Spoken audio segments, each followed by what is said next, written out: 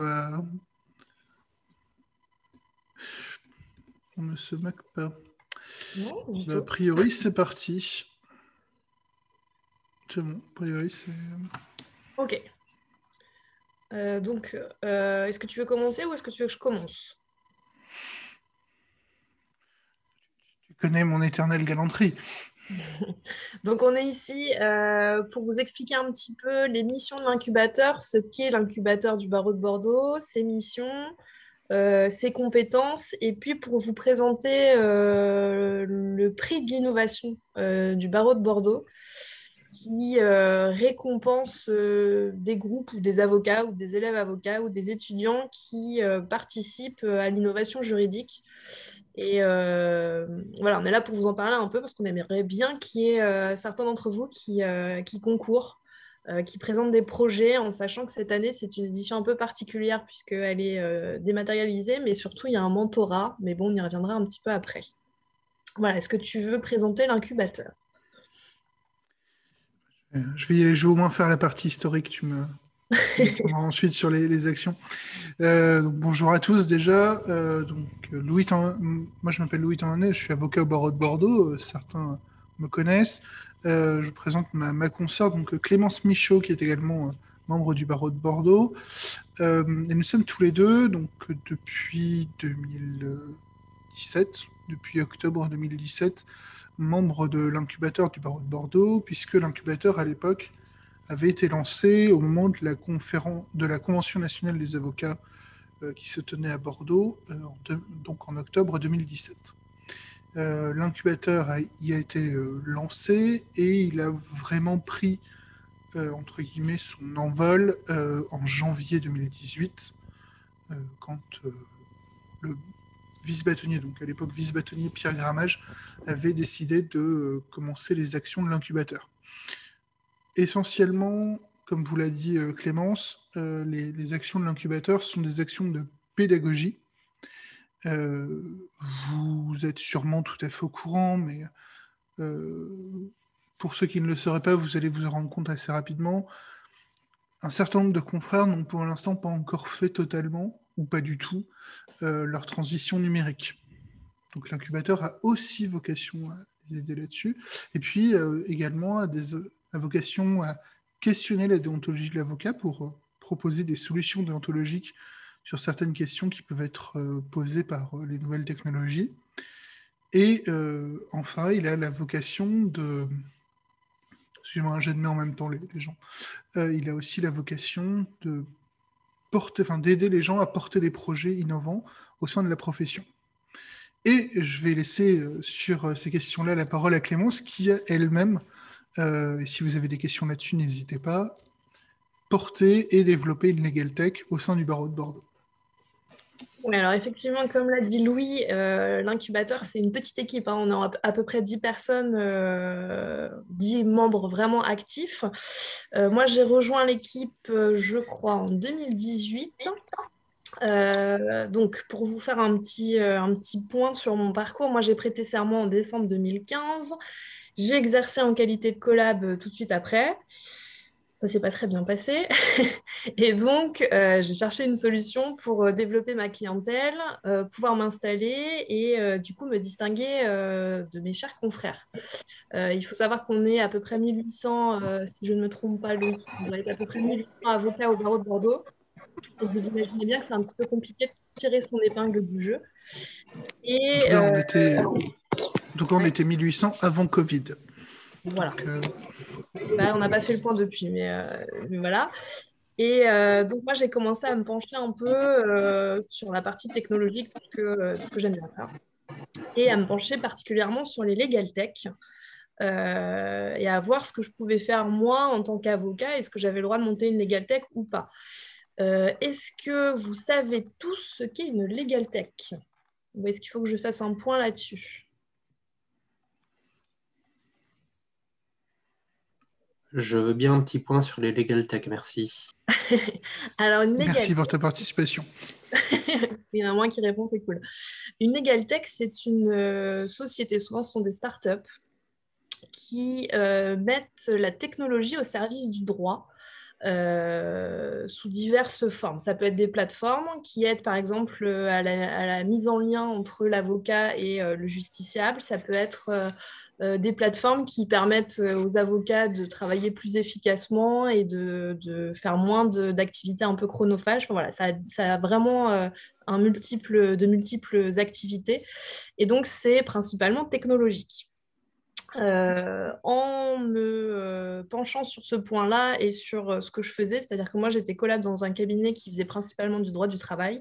J'ai cherché un peu, il n'y avait pas de legal tech en droit du travail, et donc c'est ce qui m'a donné l'idée de lancer la Fabrique Juridique, qui est une legal tech spécialisée en droit du travail. Et donc, on met à disposition des justiciables des actes de droit, par exemple des CDI, des CDD, des courriers, ce genre de choses, en droit du travail. Et donc, cette Legal Tech, je l'ai lancée en septembre 2017. Et donc voilà, donc j'ai mis le pied dedans avec cette Legal Tech. Depuis, j'en ai monté une deuxième qui s'appelle votre-rupture-conventionnelle.com. Et donc, j'ai rejoint l'incubateur en 2018, puisque à l'époque, j'étais la seule Legal Tech bordelaise. Et donc, voilà, on voulait avoir un petit peu mon point de vue sur cette technologie-là. Depuis, il n'y en a pas beaucoup d'autres qui ont été montés. On a un confrère, Louis, tu as son nom, le nom de sa Legal Tech, Séquence préventive. Séquence préventive qui a été montée. Et puis, il y a certains étudiants, je crois, alors ça doit être de la promo de l'an dernier. Il y a une étudiante de la promo de l'an dernier avec, de mémoire, au moins un confrère du barreau qui ont lancé, enfin qui développent un projet, mais plus sur de la médiation. D'accord. Je vais vous donner un autre exemple, si vous voulez, de Legal Tech. Vous avez un confrère actuellement. Alors, je ne sais pas si c'est lancé. Quand moi, j'en avais parlé avec lui, c'était sous forme de... C'était sous forme de projet. Clémence, je crois que tu as un petit message pour toi qui t'a été envoyé.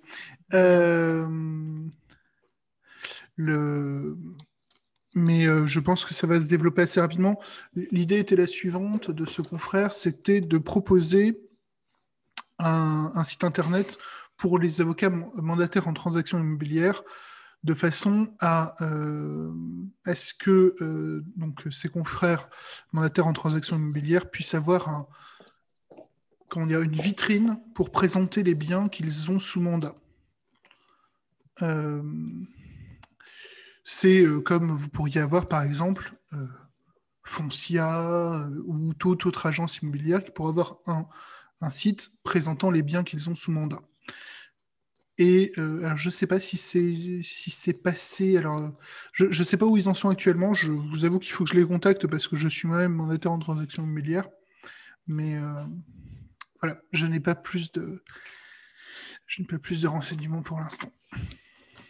Alors, juste oui, moi, j'ai pas accès à mes messages. J'ai un ordinateur un peu tout pourri.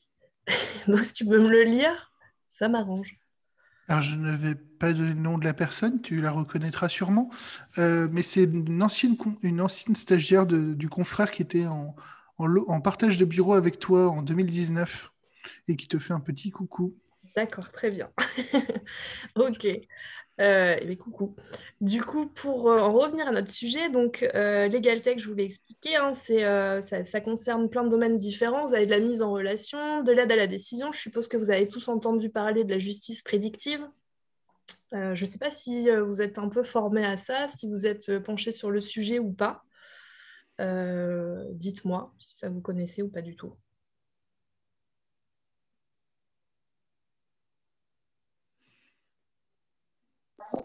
Personnellement, pas du tout. Vous n'avez jamais entendu parler de prédictis, par exemple? Alors, si, la justice prédictive, je vois à peu près ce à quoi ça correspond, mais de là à dire qu'on s'y est penché, Pas trop. pas trop, quoi. De manière générale, vous êtes un petit peu penché sur la technologie relative au droit. Est-ce que c'est un sujet qui vous parle ou pas du tout?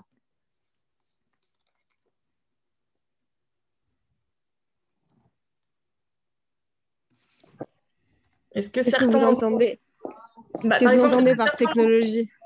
Est-ce que certains d'entre vous ont réfléchi justement à ces legal tech, à l'idée, à développer une idée peut-être qui pourrait améliorer les conditions d'exercice des avocats ou alors l'accès au droit pour les justiciables? Est-ce que c'est un thème qui vous parle ou pas du tout? Est-ce que ça vous intéresse ou pas? Ou est-ce que vous êtes vraiment sur l'optique de l'exercice que je qualifierais de classique de l'avocat?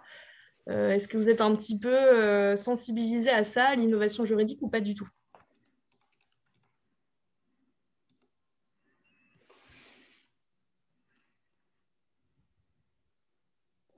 Alors, je pense on a conscience qu'il y a un certain nombre de choses qui pourraient être améliorées, ne serait-ce que sur la recherche juridique pour nous dans le travail quotidien.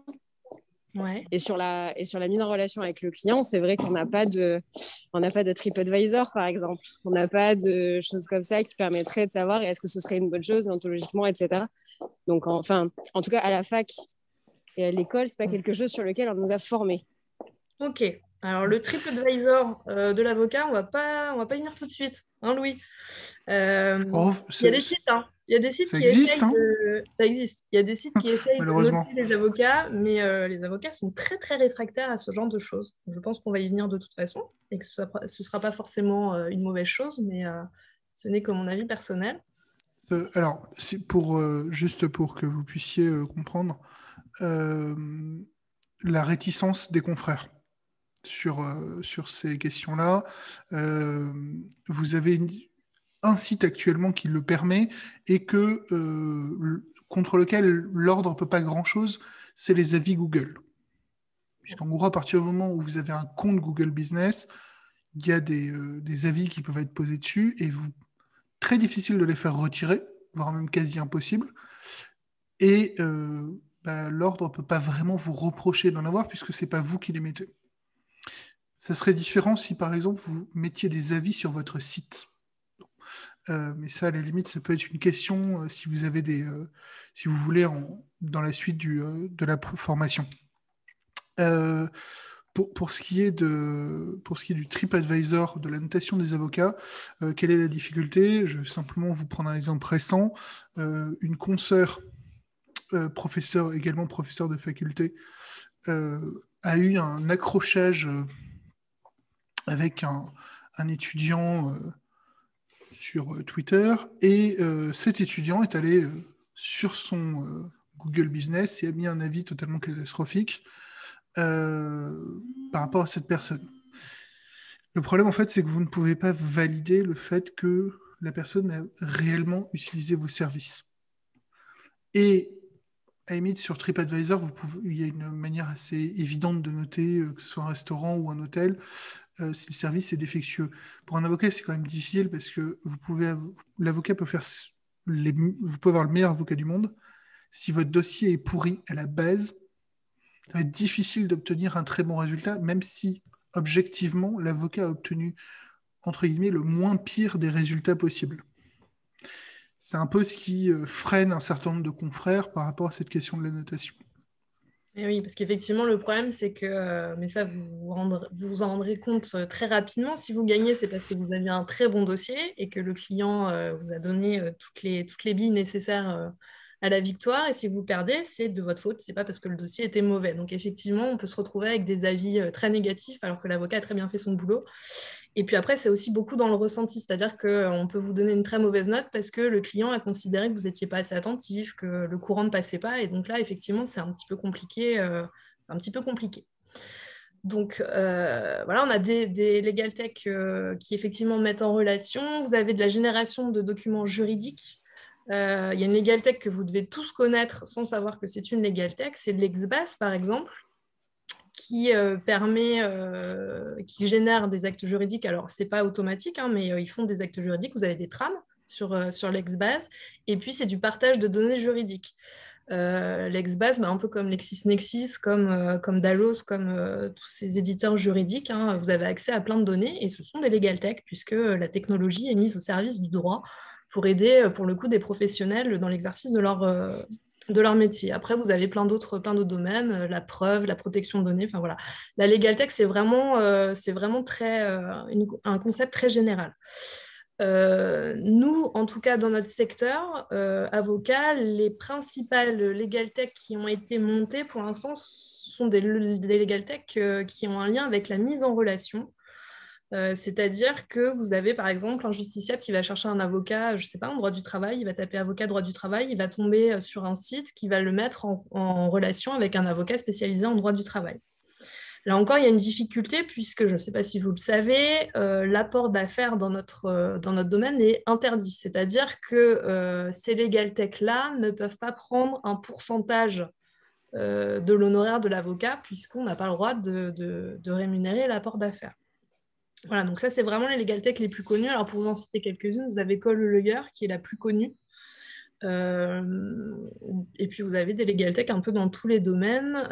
Les plus connues, vraiment, sont les legal tech américaines, parce qu'elles sont anciennes. Les legal tech, elles sont apparues dans les années 2000. Donc, voilà, vous allez avoir des legal tech très, très, très connus, Legal Place, ce genre de choses, qui, pour l'instant, sont au top du marché. Mais voilà, nous, on est là pour vous parler un peu d'innovation juridique, puisque, comme vous l'a dit Louis tout à l'heure, comme dans toute profession et dans tout domaine, il va falloir qu'au bout d'un moment, les avocats prennent le tournant de l'innovation, de la numérisation, de la digitalisation, ce qui n'est pas encore le cas. Donc, nous, au sein de l'incubateur, on essaie d'encourager les confrères et vous, les élèves avocats, à réfléchir sur la question, à savoir comment est-ce que vous pourriez continuer à exercer ou exercer différemment par le biais d'Internet, par le biais de tous ces outils-là. L'incubateur, donc, Louis vous l'a dit, il a pour vocation à la base de faire de la pédagogie, vraiment d'évangéliser un peu les confrères et les élèves avocats, puisque je ne sais pas si vous avez tous fait déjà des stages autour de vous, mais vous allez très vite vous en apercevoir en tout cas, les avocats bordelais notamment, sont très à l'ancienne, c'est-à-dire que beaucoup n'ont même pas de site internet, beaucoup n'ont pas de fiche Google. Pour la plupart des avocats, on se fait connaître par le bouche à oreille, on se fait connaître toujours comme ça. Il n'y a pas beaucoup d'avocats qui utilisent leur site internet, qui utilisent les avis Google, alors que, comme dans tous les domaines, il faut savoir que maintenant, les justiciables, quand ils cherchent un avocat, ils tapent avocat droit de la famille Bordeaux, et ils regardent les avis, ils regardent qui apparaît en premier, et c'est ces avocats-là qui sont contactés les premiers. Donc, si vous souhaitez exercer un peu à l'ancienne, en étant collab et puis en montant petit à petit, effectivement, c'est peut-être pas une obligation pour vous de vous intéresser à ces domaines-là. Par contre, si vous souhaitez dès le départ tirer votre épingle du jeu et vous distinguer des autres, c'est bien de vous pencher un peu là-dessus. Alors, je ne vous dis pas que vous devez tous créer une legal tech parce qu'il faut avoir des idées, il faut avoir des moyens, il faut avoir des billes aussi. Mais au moins de vous y intéresser, savoir comment est-ce que vous pouvez vous distinguer. Est-ce que vous avez une formation à l'école un peu là-dessus, sur les sites internet, sur comment vous faire connaître, comment développer votre clientèle ou pas du tout? Oui, on a une formation sur l'avocat connecté. Donc, c'est un intervenant qui nous apprend à créer un site internet, ce qu'on peut y mettre et ce qu'on ne peut pas y mettre. Et donc, on fait une espèce de simulation où on crée notre propre société d'avocats. Et donc, on crée notre page internet. Ok, bon, c'est déjà pas mal. Est-ce que Juste une question. Ouais. Juste une question pour que je me rende compte un petit peu. Si en utilisant le bouton lever la main que vous avez normalement dans votre barre, est-ce que vous pourriez simplement juste indiquer ceux qui ont déjà fait un stage en cabinet d'avocat? Un stage de... D'accord, oui, donc quand même... Ouais, quand même pas mal. Voilà. Ça vous a semblé être un exercice contemporain ou vous aviez l'impression que c'était quand même encore un peu à l'ancienne? Dites-nous honnêtement, il n'y a pas de jugement ou quoi que ce soit. Est-ce que vous trouvez que c'est adapté à notre société, au quotidien des gens, ou est-ce que vous avez trouvé que c'était un peu à l'ancienne et pas trop à jour? Dites-nous un peu.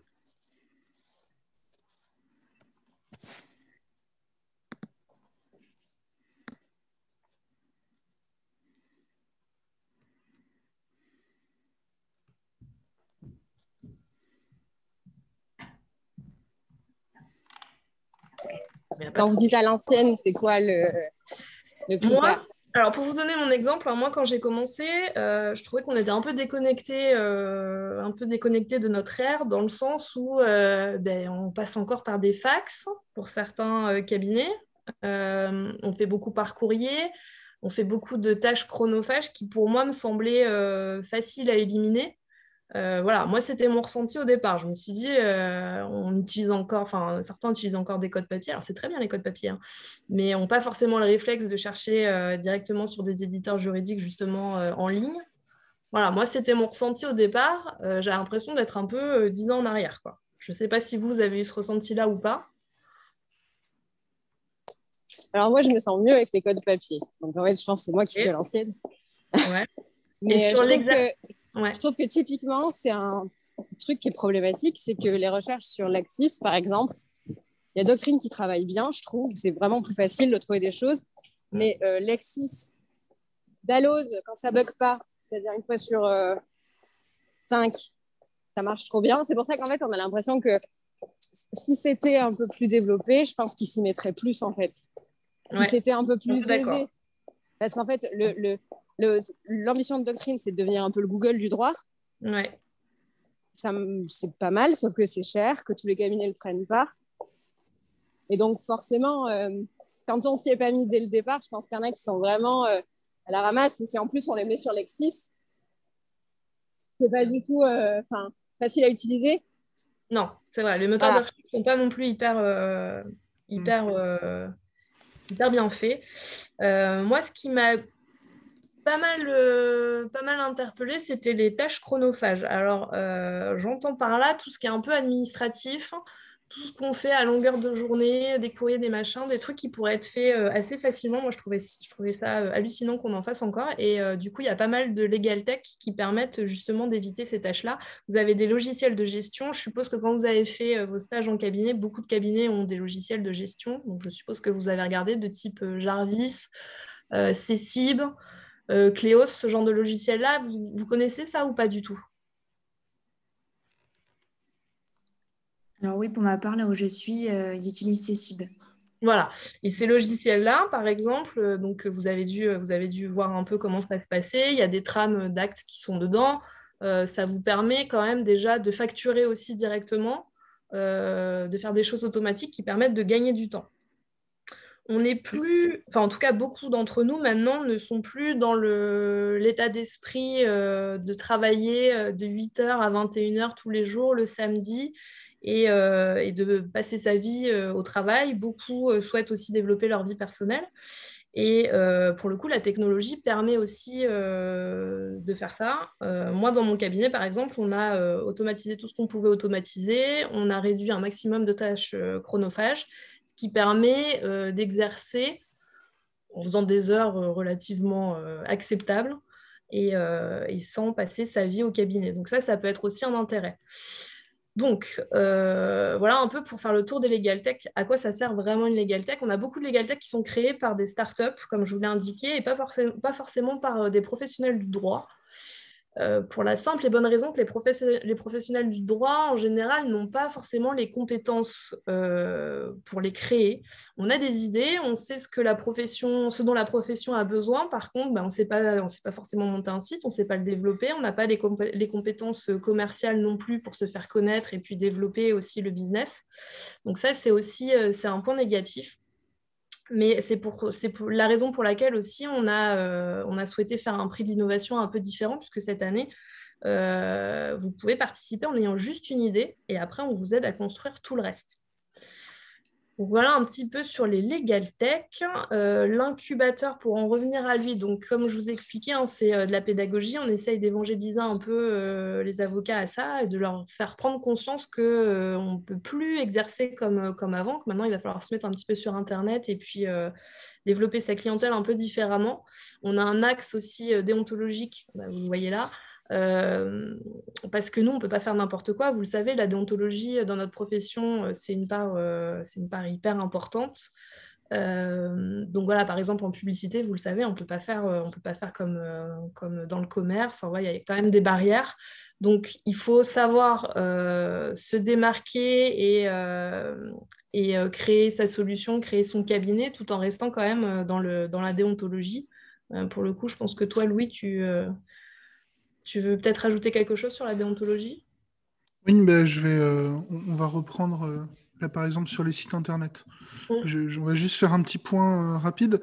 Est-ce que vous pouvez me citer quelques éléments qui sont obligatoires sur un site internet d'un professionnel du droit, d'un avocat, qui ne seraient pas obligatoires par exemple sur un autre site internet, enfin un site internet de toute autre profession non juridique, enfin non avocat.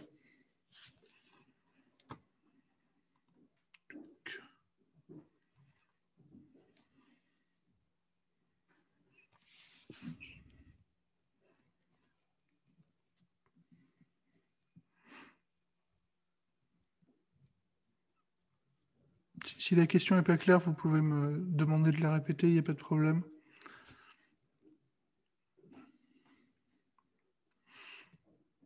Bon, je vais vous donner quelques exemples. Par exemple, vous avez l'obligation de faire apparaître le fait que vous êtes un avocat, de faire apparaître votre exercice. Donc, est-ce que vous exercez à titre individuel, en cabinet et donc sous forme sociétaire, sous forme associative? Est-ce que dans quel barreau vous exercez? De faire apparaître vos domaines de compétences qui ne peuvent pas excéder 3 domaines de compétences. Ça, c'est une réforme qui est assez récente. Vous pouvez faire apparaître vos activités connexes. Alors, donc, c'est les activités accessoires.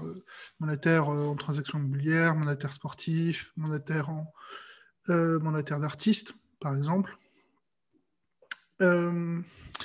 Vous devez faire apparaître vos honoraires qui doivent correspondre aux honoraires qui sont indiqués dans votre cabinet. Et vous devez surtout, alors je dis surtout, mais en fait, personne ne le fait.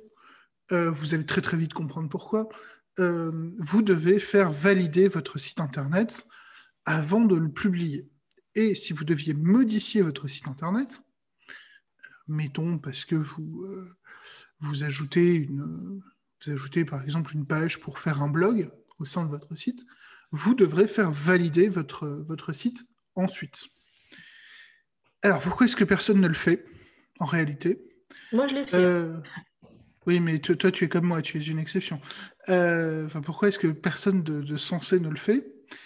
C'est parce qu'en fait, c'est ouvrir la boîte de Pandore.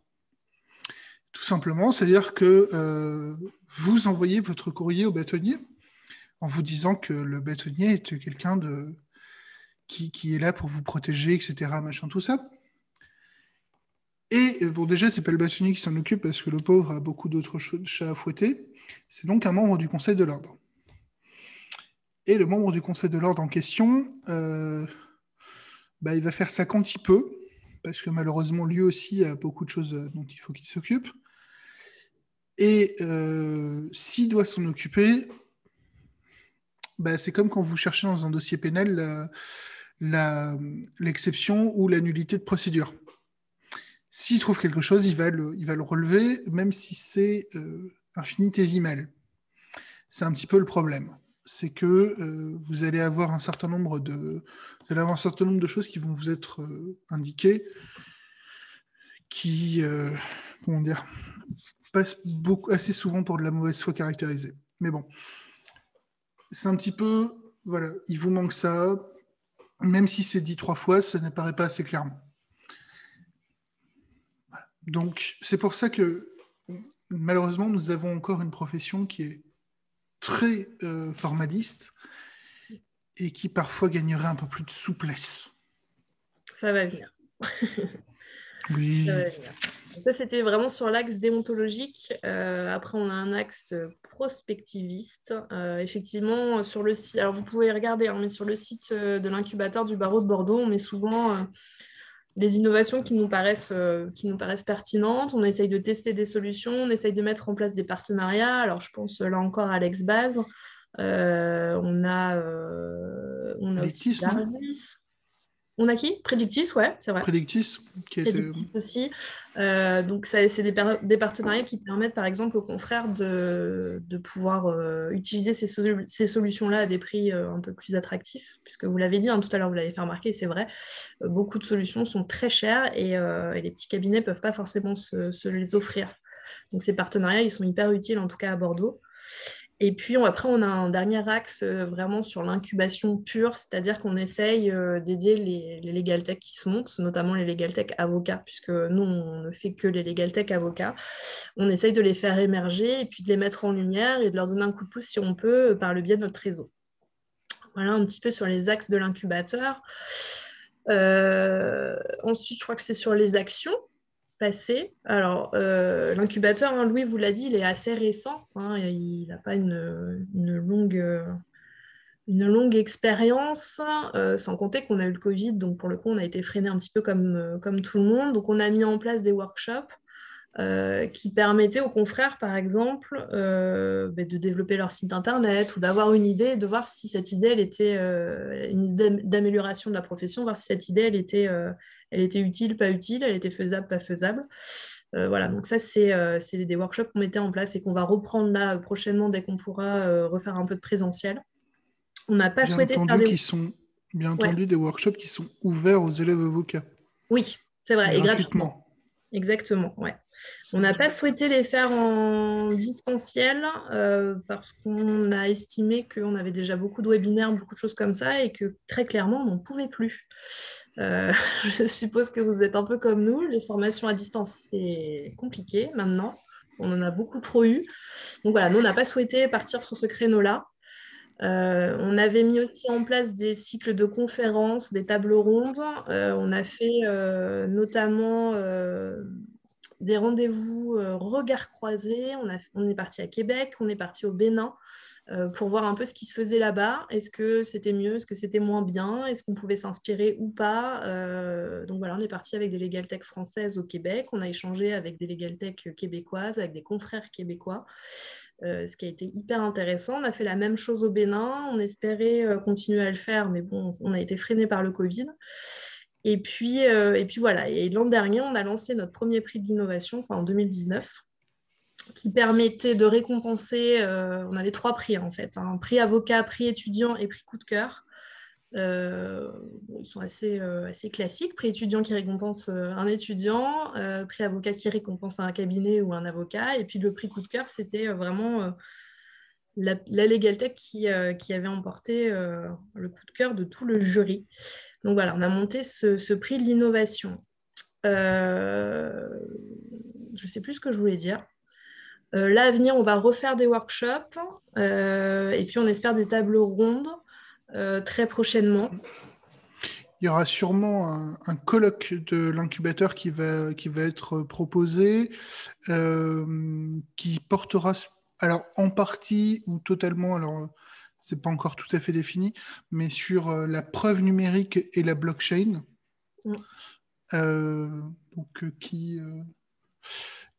Je me permets je regarde le tableau que j'ai à côté parce que j'ai des noms de personnes pour la blockchain qui sont inscrits dessus depuis 1 an. Donc, okay. Je ronge un peu nos freins. Vous pouvez expliquer la blockchain un peu pour savoir où on va? Alors, vous avez une super fiche pédagogique sur le site de l'incubateur qui vous explique la blockchain. Mais je laisse lui le faire. C'est aussi pour ça que, en fait, pour tout vous expliquer, donc en 2019, la promotion donc, de l'époque avait monté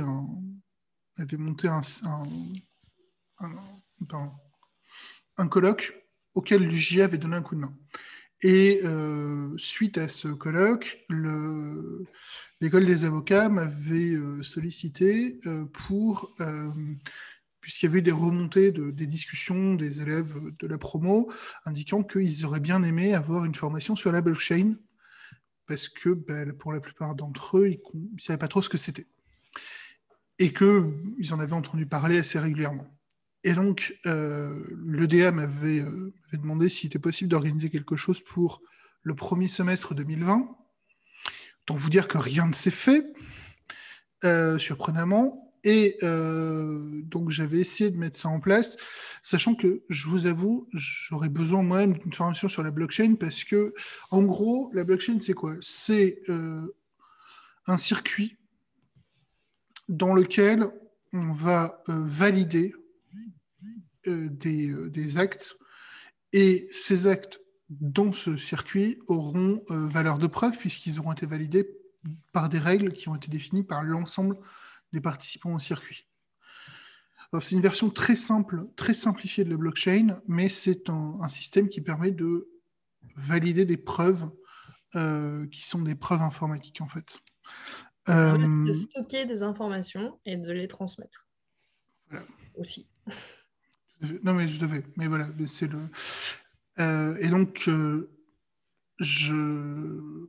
bon, je vous avoue que je ne maîtrise pas tout à fait le sujet. C'est aussi pour ça que c'était intéressant pour moi de travailler sur cette question-là et sur l'organisation de la journée, parce que c'était, entre guillemets, faire d'une pierre deux coups et me permettre de me former un petit peu sur la question. Je t'ai envoyé, Louis, le lien de la fiche pédagogique sur la blockchain qui est sur le site de l'incubateur et je ne sais pas si tu pourras leur transmettre ou pas. Mais voilà, ça peut être intéressant. Et donc, je viens du coup à ça aussi. Du coup, dans nos actions, on a aussi mis en place des fiches pédagogiques pour essayer d'expliquer des notions de droit un peu techniques, un peu floues pour certains. La première, c'était sur qu'est-ce qu'une legal tech. Donc, je vous invite à aller voir si ça vous intéresse. La deuxième, sur la blockchain. Et puis, il y en a d'autres à venir. C'est des fiches pédagogiques assez simplifiées. On a beaucoup utilisé le legal design. Je ne sais pas si vous connaissez cette technique qui est très, très à la mode. Est-ce que certains d'entre vous en ont entendu parler ou pas du tout? Non, pas du tout. Alors, le legal design, en fait, c'est des infographies. Le but, c'est de rendre le droit intelligible pour les justiciables. Parce que vous savez qu'on a quand même la réputation d'utiliser des termes compliqués, d'utiliser du latin, d'utiliser des mots savants. Et d'avoir un peu cette réputation de sachant face aux justiciables qui se retrouvent devant nous en ayant l'impression d'être stupides parce qu'ils ne comprennent pas forcément les mots utilisés, ils ne comprennent pas forcément ce qu'on leur dit. Et donc maintenant, il y a un espèce de mouvement qui vise justement à effacer cette espèce de fossé entre le professionnel du droit et le justiciable pour que les termes juridiques soient un peu plus intelligibles. Et le legal design, ça participe à ça, c'est-à-dire que c'est sous forme d'infographie, de dessin, ça simplifie les procédures, ça simplifie les concepts. Et du coup, ça permet un peu d'effacer ça et de donner un peu plus confiance aux justiciables parce que cette espèce de fossé entre le professionnel du droit et le justiciable, on a remarqué que le symptôme principal, c'était une perte de confiance ou un manque de confiance. Le justiciable, il se méfie beaucoup des professionnels du droit parce qu'il a l'impression qu'on le prend pour un idiot, pour tout dire.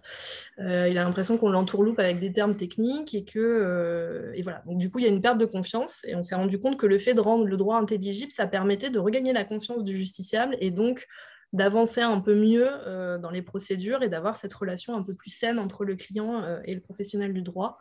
Je ne sais pas si vous avez tous vu Les Trois Frères, qui est un vieux film maintenant, je me rends compte que je suis plus vieille. Mais il y a une scène avec notamment un notaire, et elle est assez mémorable cette scène, et c'est un peu ça. Je vous invite à aller la voir. Ou tout simplement le sketch des nuls sur les langages hermétiques, où Voilà. à la fin, l'avocat se rend compte, après avoir débité la moitié de ses mots en latin, il fait « Ah, alors ça c'est important que vous compreniez. Voilà. Alors, toi, devoir, moi, 3000 francs. Compris ?»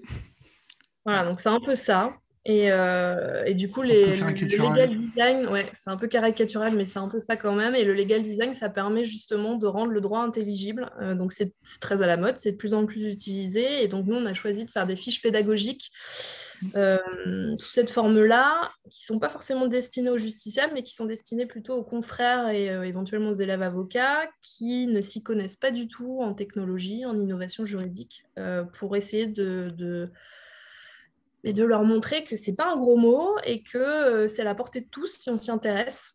Donc voilà, donc je vous invite à aller les voir si ça vous intéresse et éventuellement nous faire des retours, nous dire si c'est bien, pas bien, si on continue pas, puisque nous, au sein de l'incubateur, on est quand même très à l'écoute. On essaye de s'améliorer, on essaye de monter des projets qui peuvent intéresser, qui peuvent être utiles. Donc voilà un petit peu sur nos actions. Louis, tu voulais rajouter quelque chose? Alors oui, juste pour vous signaler, donc il y aura encore une action de l'incubateur en partenariat avec l'UJA, puisque l'incubateur va intervenir à une formation de l'UJA sur avocats et entrepreneurs, donc les limites déontologiques. Ce sera également avec l'Institut de droit privé et de propriété intellectuelle du barreau de Bordeaux. Voilà. Et normalement, ça sera au mois de juillet. Et ce sera un after work, hein, donc ce sera 17-20 heures. Ok. Et juste une petite précision, parce qu'on l'a pas dit, mais pour ceux qui se posaient la question de savoir si on pouvait avoir une Legal Tech en plus d'être avocat, je vous invite à consulter l'article 111 de notre décret tant aimé, qui nous permet d'avoir une activité connexe à notre profession si elle a un lien avec notre profession. C'est-à-dire que vous pouvez avoir une activité commerciale à côté si on estime qu'il y a un lien. Alors par exemple, on a un confrère qui a monté une salle de yoga. Il a justifié ça en expliquant que ça permettait à ses clients de se détendre. Donc ça a été validé.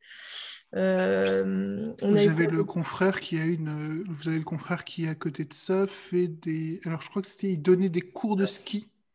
Oui. Et il justifiait ça en indiquant le fait qu'il avait une forte activité en droit du sport. Si ma mémoire est bonne. Il y a eu la sandwicherie en face du palais de justice aussi, ça a été validé. Ce qui a été refusé, ça a été un bar. Je pense que ce n'était pas en lien avec l'activité connexe, c'était plus en lien avec la moralité. Voilà. Je pense que c'était plus ça, la morale, tout ça, l'alcool. Bon, bref, ça a été refusé. Donc voilà, pour ceux qui se posaient la question, on peut faire autre chose qu'avocat. On a le droit maintenant, avant c'était interdit. Mais il faut absolument que ce soit en lien avec notre profession. Voilà, c'est la petite parenthèse. Par contre, je vous signale que même si vous n'avez pas le droit de tenir un bar, vous pouvez adhérer à une association qui tient un bar. Et notamment, vous avez, pour ceux qui iront à Paris, l'association Bière du Palais et, si ma mémoire est bonne, Bière des Rues, qui ont été fondées par un de nos confrères qui est maintenant au barreau de Bordeaux. Et que vous pourrez rencontrer, si vous passez sur Twitter, sur le nom de Maître Bobo. Il ne faut pas vous tromper, c'est un éléphant. Bien et sûr, dans la vraie vie également. Tout ça en respectant le principe de dignité, bien sûr. On va peut-être s'intéresser un peu plus au prix de l'innovation. Donc cette année, on lance une nouvelle version puisque Covid oblige. Ah.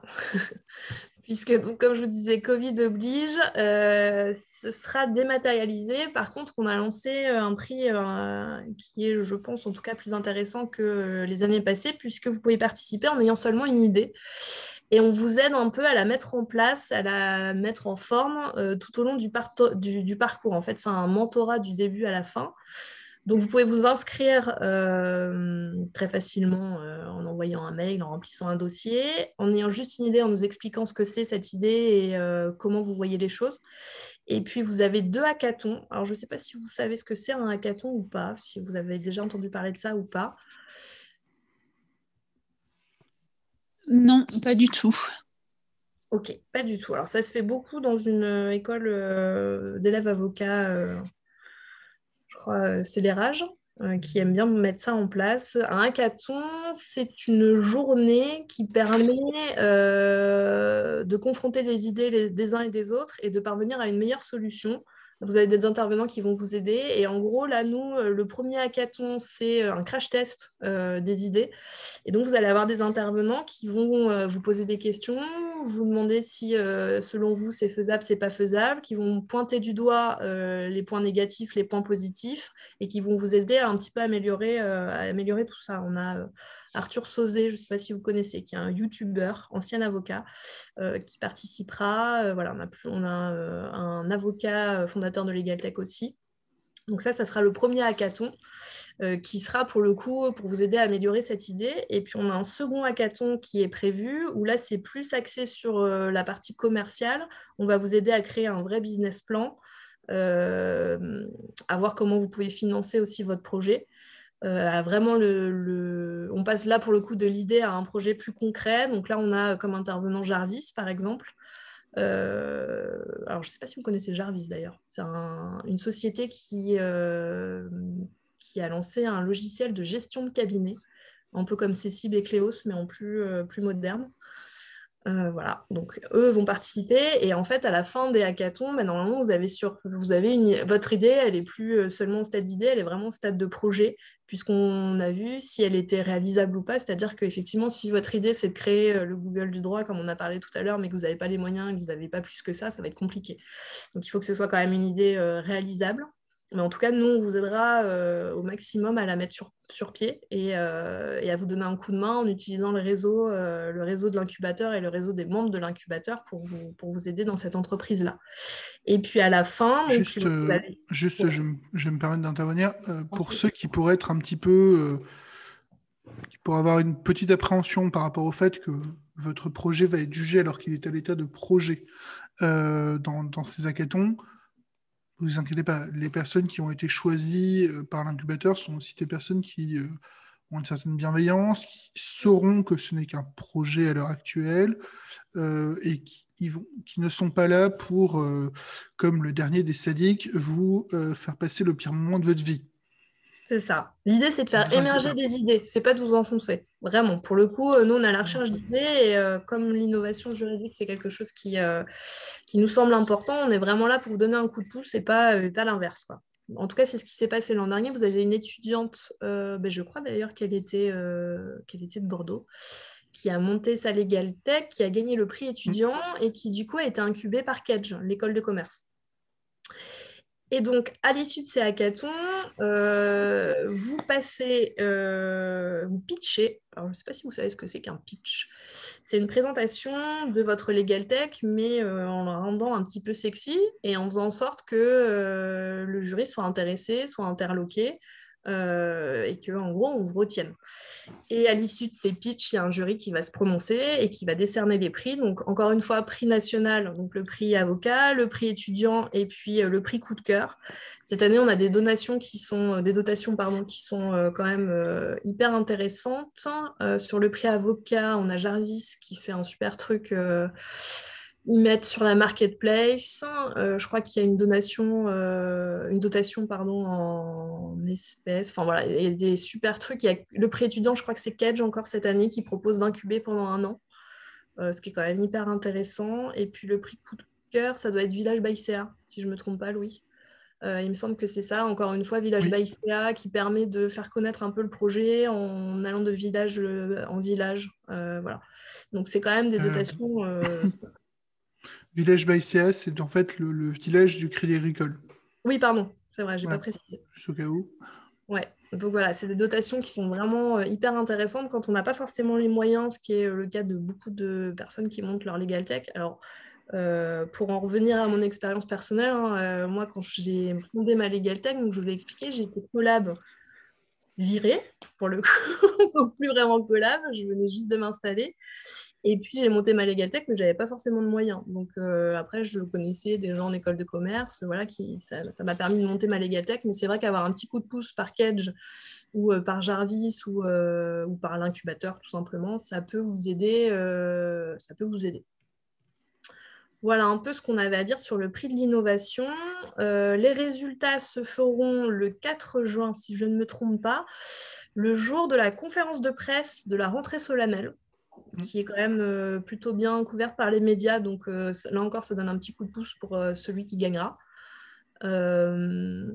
Voilà. Quoi d'autre? On a pas mal d'écoles qui sont très axées sur l'innovation juridique. Je vous l'ai dit, RH, ils sont vraiment dans cette optique-là où il y a beaucoup d'idées. Donc on s'est dit qu'il n'y avait pas forcément que RH. On suppose que vous aussi, au sein de l'EDA, il y a des idées. Donc on vous encourage fortement à nous en faire part et à les communiquer. Vous avez tous fait, enfin en tout cas beaucoup ont fait un stage, vous avez dû voir qu'il y a des choses qui ne vont pas, qui ne fonctionnent pas bien, ou il y a peut-être des choses auxquelles vous avez réfléchi qui pourraient aider les avocats ou aider les justiciables. N'hésitez pas, il n'y a pas d'idées bêtes. Pour le coup, il y a des idées plus avantageuses que d'autres, mais il n'y a vraiment pas d'idées bêtes. Ça peut être des trucs tout simples. Il y a une Legal Tech là, qui s'est créée pour aider par exemple les élèves avocats à trouver des stages. C'est tout bête, mais vu le nombre de demandes de stage que moi je reçois en tant que petit cabinet, je me dis que beaucoup d'entre vous doivent peiner et peut-être cette Legal Tech-là, elle peut être intéressante. Donc voilà, est-ce que vous êtes un peu familiarisé là-dessus? Est-ce qu'il y en a certains d'entre vous qui ont des idées déjà ou pas du tout? Ou est-ce que ça vous intéresse pas du tout?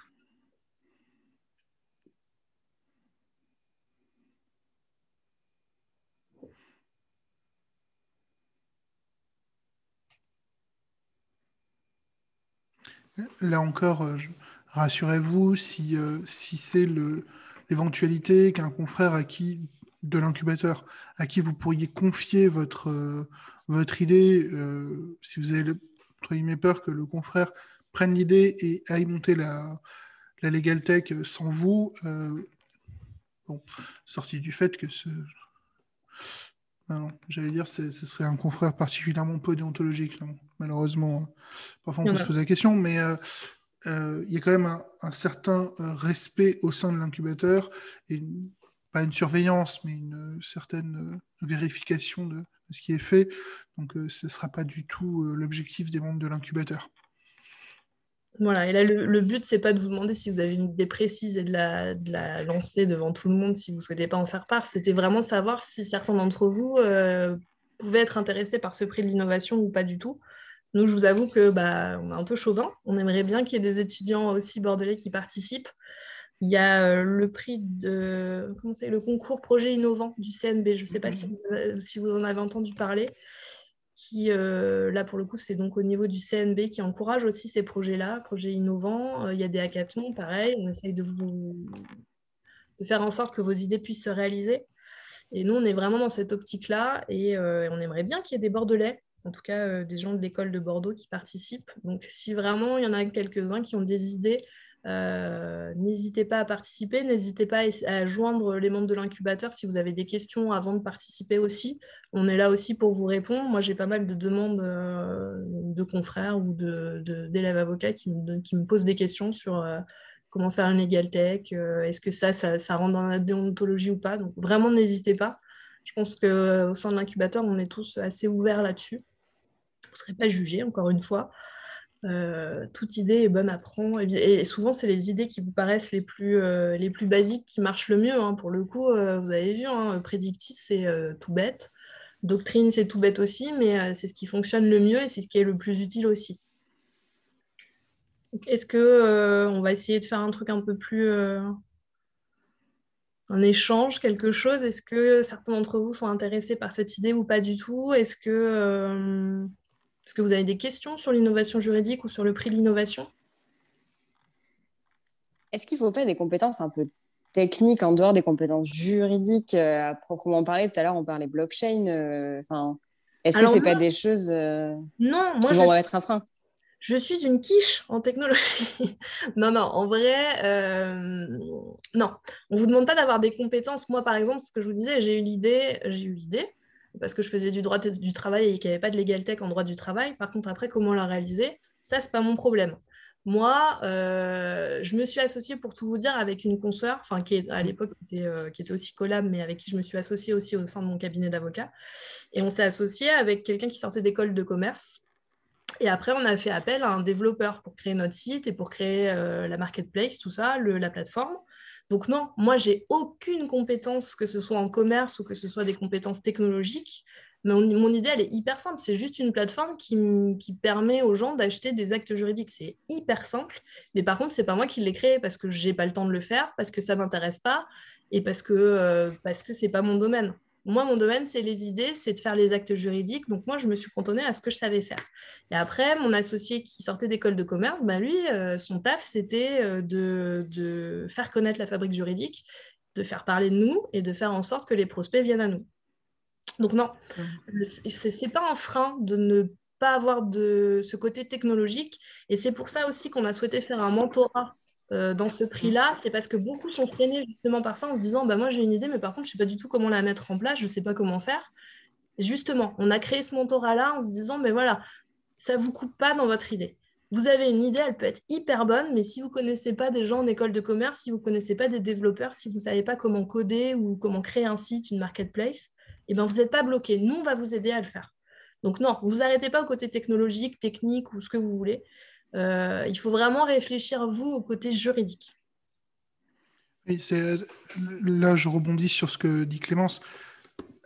Attention, ce n'est pas parce que l'incubateur est à destination des legal tech d'avocats, donc avec un avocat au sein de la legal tech, que ce sont des legal tech qui ne sont portés que par des avocats. On peut bien entendu avoir besoin d'une personne qui est un professionnel de l'art, donc un informaticien, développeur, etc., qui peut être salarié, qui peut être associé, qui peut être un partenaire économique, etc. C'est pas du tout une difficulté. On va prendre l'exemple typiquement des fiches pédagogiques que l'incubateur fait. Pour le coup, ça c'est moi qui m'en occupe et j'en fais aussi pour mon cabinet et pour ma Legal Tech. Les fiches pédagogiques, je les crée parce que c'est moi qui suis la juriste et c'est moi qui sais exactement comment. Moi, j'en fais pour le cabinet sur des points, par exemple, je sais pas, un truc tout bête, le divorce par consentement mutuel, comment ça fonctionne. C'est moi qui connais la procédure, c'est moi qui sais exactement ce qu'il faut mettre dedans, donc je la dessine, je le fais. Par contre, après, c'est évidemment pas moi qui les mets, en page. Donc, après, là, je fais appel à un designer, un développeur, voilà. Mais votre travail à vous, c'est pas forcément de tout faire parce qu'on ne sait pas tout faire et que souvent les avocats qui se lancent tout seuls dans les legal tech, ils se plantent parce que c'est une question de temps aussi. Vous n'allez pas avoir le temps d'être avocat ou là d'être élève avocat, de faire vos stages, de réviser pour le CAPA, de créer votre legal tech, d'apprendre à coder, de faire connaître votre legal tech. À un moment, il faut être assez réaliste. Donc, il faut se cantonner à ce qu'on sait faire et à ce qu'on fait bien. Moi, je suis mauvaise sûrement dans tout ce qui est publicité. Du coup, c'est pas mon taf, c'est pas moi qui le fais et c'est très bien comme ça. Donc non, il faut vraiment vous cantonner à ce que vous savez faire et à vos idées. Après, le reste, ça se trouve toujours. C'est attention, je vais. Alors, pour ceux qui me connaissent, ça pourra peut-être les faire rire, ou en tout cas sourire, mais une journée n'a que 24 heures, quelle que soit votre profession. Et vous aurez besoin de dormir. Parfois beaucoup. Donc, voilà, c'est aussi quelque chose. On a toujours besoin parfois de faire appel à des gens. Et ce n'est pas une difficulté. Surtout quand on ne sait pas faire, on ne peut pas tout apprendre. Donc on peut aussi déléguer, et vous le verrez, c'est presque aussi quelque chose de bénéfique pour vous, parce que plus tôt vous apprendrez à déléguer, et là encore, pour ceux qui me connaissent, ça les fera rire, plus tôt vous apprendrez à déléguer, mieux ce sera. Et alors, juste un petit point pour ceux qui se demandent à quoi ça sert d'avoir une legal tech. Alors, moi, j'ai juste mon expérience personnelle. Donc, je vous l'ai expliqué, hein. Moi, quand j'ai commencé, j'étais collab, ça ne s'est pas bien passé. Donc, j'ai fini collab, sans contrat. Je me suis lancée, j'étais à la pépinière, et ça, c'est super. Le barreau met en place un accès à la pépinière pour les jeunes avocats qui n'ont pas forcément de locaux pour les aider à ne pas dépenser trop d'argent au départ. Donc, ça, c'est top. Et moi, j'ai lancé ma Legal Tech. Une Legal Tech, du coup, comme c'est sur Internet, il n'y a pas forcément besoin de beaucoup d'argent, qui a connu un petit succès. Et du coup, avec ce que j'ai gagné avec ma Legal Tech, j'ai pu monter mon cabinet d'avocat et puis le meubler, faire en sorte de bien partir. Et c'est ce qui m'a permis, moi, de me lancer assez rapidement, puisque mon cabinet, je l'ai monté en 2019. Donc assez rapidement. Et voilà, donc ça m'a aidé d'un point de vue financier, puisque je pense que sans ma Legal Tech, je n'aurais pas pu forcément m'installer dans de très bonnes conditions. Et puis après, ça permet aussi d'apprendre plein de choses. J'ai appris que un avocat, c'est un entrepreneur. J'ai appris à utiliser les choses que j'utilise pour ma Legal Tech dans mon cabinet, notamment le fait d'être bien référencé sur Internet, de bien communiquer. Ça, c'est des choses hyper importantes. Donc voilà, il y a plein de choses positives. C'est pas forcément que d'un point de vue financier. Je pense que dans votre exercice aussi, ça peut vous apprendre pas mal de choses. Et puis ça vous fait rencontrer plein de monde au sein de l'incubateur. C'est vraiment des personnalités différentes. C'est pas que des geeks, comme on peut l'imaginer. Il y en a même très très peu.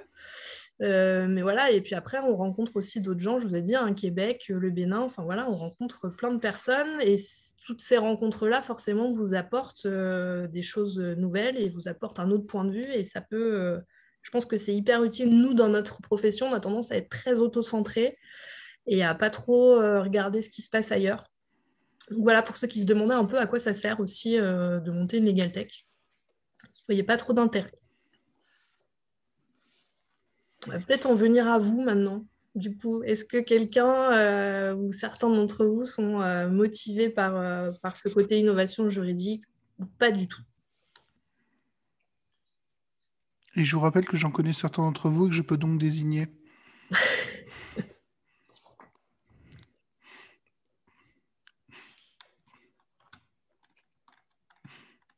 C'est marrant, il y en a un qui vient de sortir. Bon, apparemment, on n'a que des élèves avocats, soit sans idée, soit hyper timides. On espère du coup que c'est plutôt des hyper timides. Alors, pour en connaître certains, non. Et je dis Ah, non à la première solution aussi. Donc, ah, c'est ça qui m'inquiète. ils veulent juste pas se dénoncer. Bon, Exactement. en tout cas, si vous voulez pas en parler maintenant, il n'y a pas de souci. Vous êtes libre aussi. Mais pour ceux qui souhaitent participer, en tout cas à ce concours de l'innovation, et aussi, faut vous dire que c'est pas forcément dans le but de gagner, mais dans le but aussi d'être challengé, ce qui est pas mal. Nous, on aime bien en général quand on est avocat être un peu challengé, un peu bousculé. Donc voilà. Vous pouvez participer en déposant un dossier. Je crois qu'il est disponible sur le site de l'incubateur du barreau de Bordeaux. C'est des questions assez simples. Je pense que c'est assez rapide à faire. Donc la deadline, elle est fixée le 28 février, mais je pense qu'on va la reculer un peu si certains d'entre vous sont intéressés pour vous laisser le temps. Euh, voilà, si vous avez des questions sur le dossier, si vous avez des questions sur la déonto, sur l'article 111, sur est-ce que c'est une bonne idée, est-ce que c'est pas une bonne idée de participer ou pas, ben voilà, n'hésitez pas à nous contacter. Louis est très disponible pour les élèves avocats en général. Moi, je suis disponible pour les confrères, les élèves avocats et un peu tout le monde. Ne vous dites pas que c'est nous faire perdre notre temps ou nous prendre de notre temps précieux qui n'est pas plus précieux que le vôtre. Donc voilà, je ne sais pas si certains d'entre vous ont des questions. Ça peut être cool aussi d'avoir un peu votre...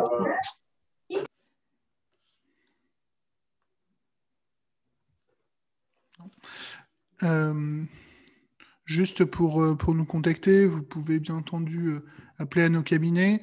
Moi, personnellement, à partir d'une certaine heure, je vous conseille plutôt de passer par Twitter, mais je vous répondrai pas immédiatement. Il faut que je l'allume, mais je ne serai plus à mon cabinet. J'insiste effectivement sur ce que disait Clémence, que ce soit à une audience, que ce soit en téléphonant à nos cabinets, en nous contactant par mail ou autre, n'hésitez pas. On est membre de l'incubateur, on savait quand on a signé que c'était quelque chose qui pouvait amener à ce qu'on soit sollicité. Alors moi, je suis en plus membre du bureau de l'UGA, donc je vous laisse imaginer. Louis est partout. Non. Sniff. Mais voilà, c'est des choses, vous ne nous dérangerez pas. Nous, on l'a fait à votre époque. On a connu ce moment où on est là face à un vieux confrère, ou pas forcément me concernant Clémence. Mais est-ce que je vais le déranger, machin? Il n'y a pas de souci. Et si à une audience, vous avez ne serait-ce qu'une difficulté parce que vous vous retrouvez sans votre maître de stage et qu'il faut que vous demandiez un renvoi et que vous avez peur que la juridiction vous s'amuse, entre guillemets, avec vous, de manière très polie, bien entendu, n'hésitez pas. Il n'y a aucune difficulté. Il ne faut pas que vous ayez peur des confrères. Vous êtes, même si vous n'avez pas encore prêté le serment de l'avocat, vous avez déjà prêté le petit serment, vous êtes un confrère, des confrères et des consoeurs. Donc, il n'y a pas de souci. Bon, par contre, allez pas voir certains avocats, parce que de toute façon, même quand vous êtes avocat, vous vous faites recevoir comme des connards. Donc, On ne verra pas les noms. oui, non, clairement. Donc, est-ce qu'il y a des questions pour en finir sur l'innovation ou pas, ou sur les missions de l'incubateur, ou sur les legal tech en général, ou sur Louis, ses activités? Non.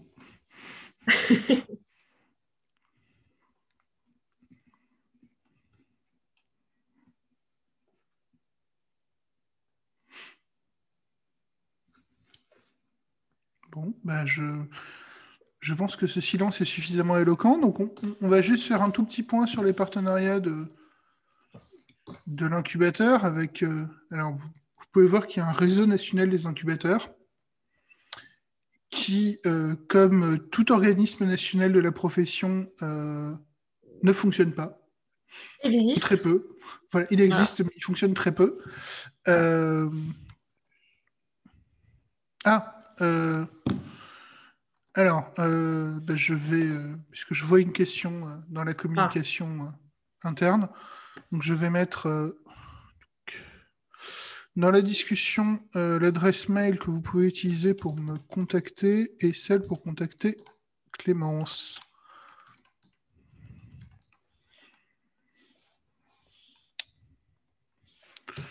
Alors, je précise simplement que c'est une adresse mail que je peux potentiellement consulter la nuit également. Donc, si vous avez une réponse de ma part vers 2 heures du matin, c'est normal. Par contre, s'il vous plaît, n'essayez pas de m'écrire la nuit parce qu'il y a un moment, j'essaie de dormir.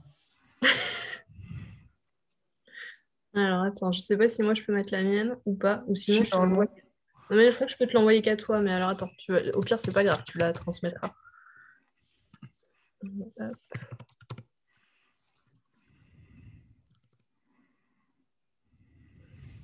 Et alors, moi, en audience, vous pouvez me reconnaître assez facilement, je suis la seule à porter toujours des baskets. Ce qui est parfois un peu étonnant. C'est bon? c'est bon. Normalement, je l'ai envoyé à tout le monde. D'accord. Voilà. Et donc, on en était au partenariat. Donc, tu Et as voilà, dit RMIB qui est... RNIB, oui, donc qui est dirigé depuis Paris.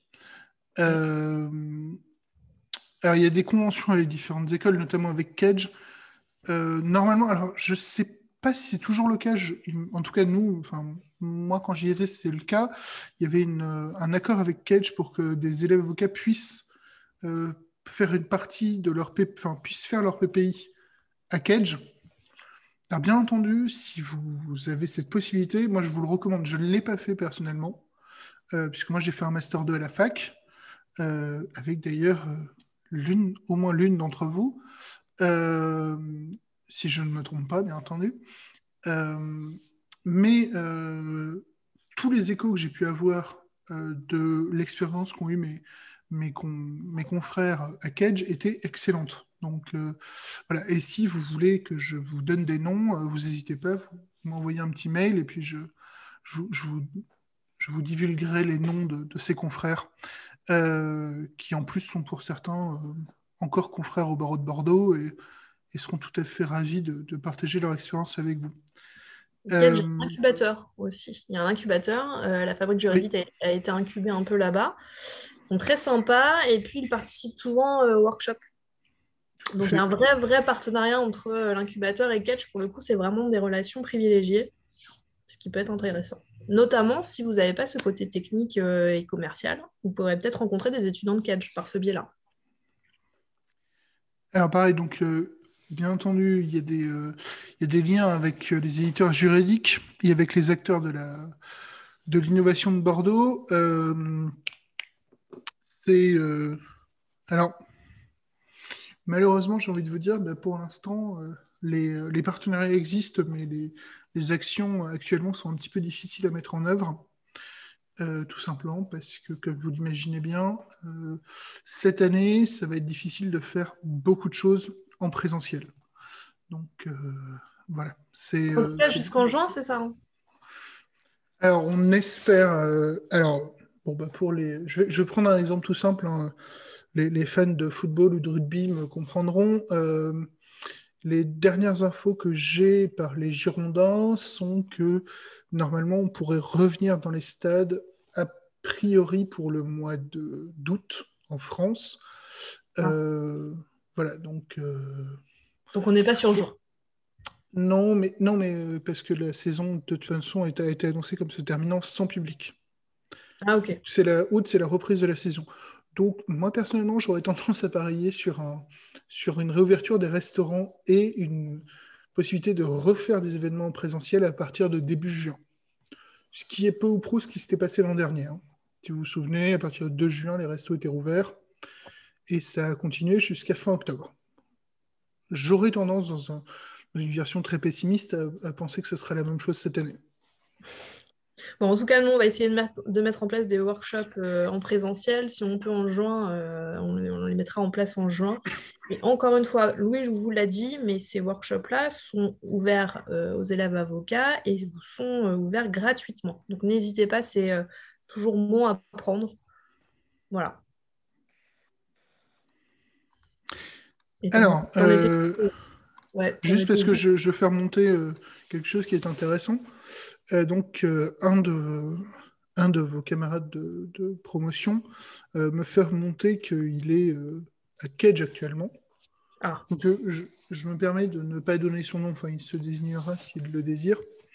Dans le cadre de son parcours à Cage, il doit travailler sur un projet et qui est appelé ProAct. Donc, j'imagine que c'est sur de la création d'actes juridiques. Si tu peux juste me confirmer en DM.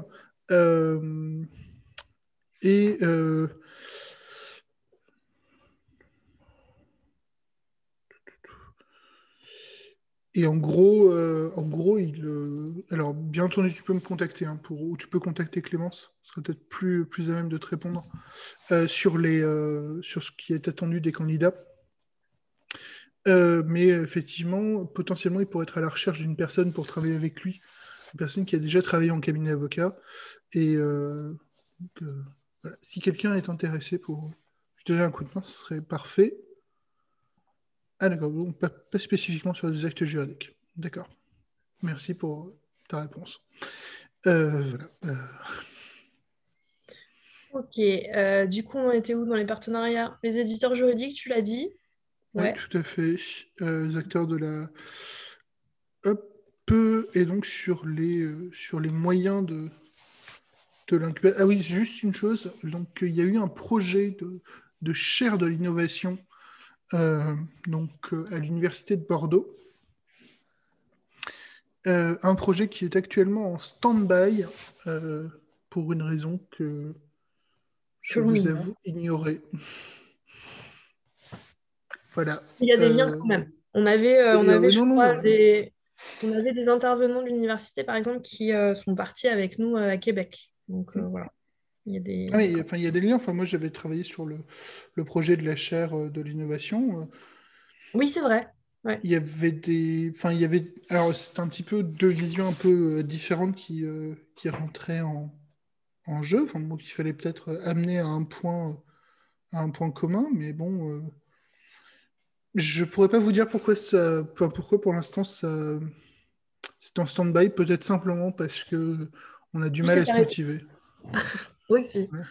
Tout est un peu en stand-by. Voilà. Et sur les moyens de l'incubateur, donc vous avez des différentes choses qui sont mises en place, notamment pour une communication interne entre les membres simplifiée, et pourquoi pas avec la prise d'un stagiaire. Donc, si l'un d'entre vous est intéressé pour son PPI, sachez que c'est une possibilité qui peut s'étudier.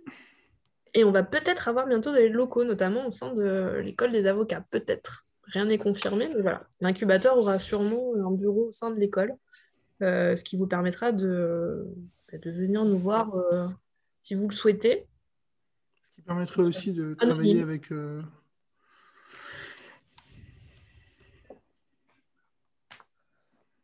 Et puis après, sur les moyens financiers, je vous l'ai expliqué, on a pas mal de réseaux, on a noué pas mal de partenariats, ce qui nous permet de pouvoir faire de beaux événements.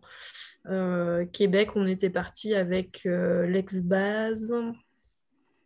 On était parti avec, je ne sais plus quel sponsor, mais en tout cas, on avait pas mal de sponsors. Donc voilà, et surtout, on a en général quand même un gros réseau de par les membres de l'incubateur. Alors là, je ne parle pas de moi, je parle un peu plus de Louis, mais je parle surtout du bureau, notamment de Pierre Garmage, qui est l'ancien vice-bâtonnier du barreau et qui a un gros réseau et qui est ravi de pouvoir en faire profiter ses confrères s'il peut.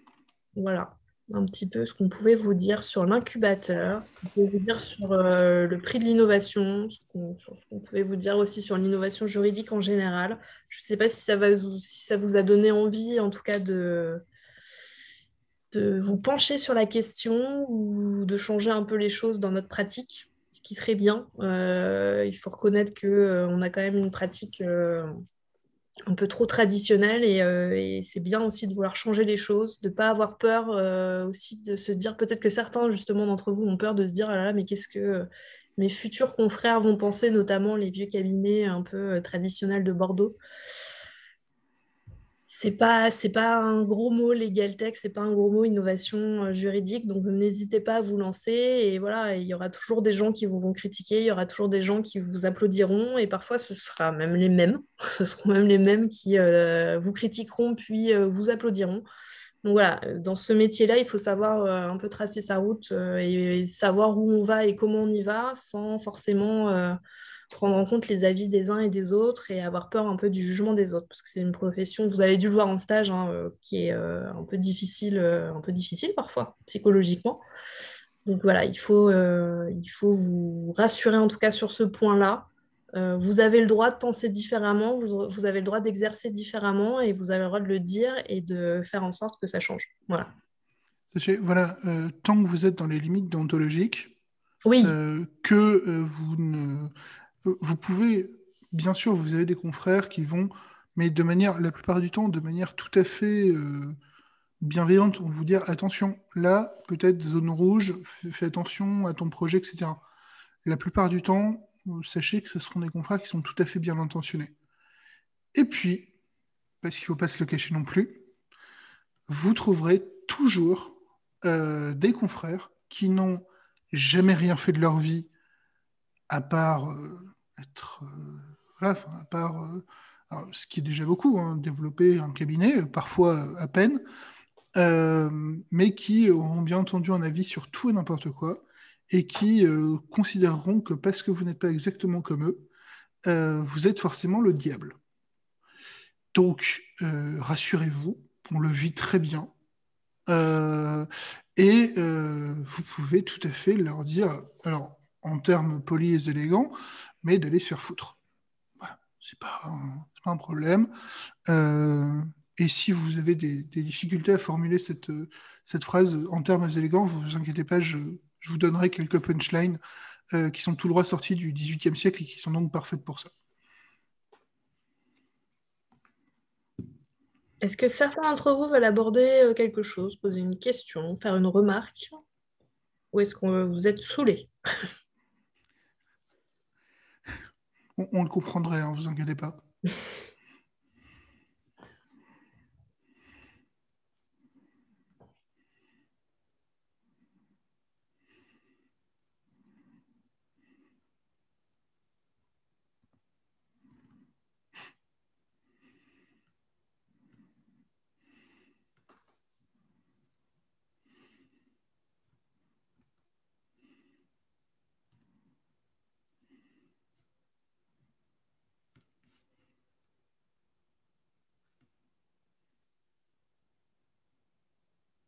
Bon, bah, je vous propose, dans ces cas-là, que nous puissions mettre un terme à cette réunion et vous souhaiter une bonne soirée. Alors, si vous avez des camarades de promotion qui n'ont pas pu assister donc, à cette réunion et qui voudraient des informations, comme je l'ai indiqué, normalement, si tout a bien fonctionné, elle sera disponible sur la chaîne YouTube L'Esprit de droit. Normalement, je pense je vais la fournir à l'école. Donc, normalement, elle devrait vous être envoyée,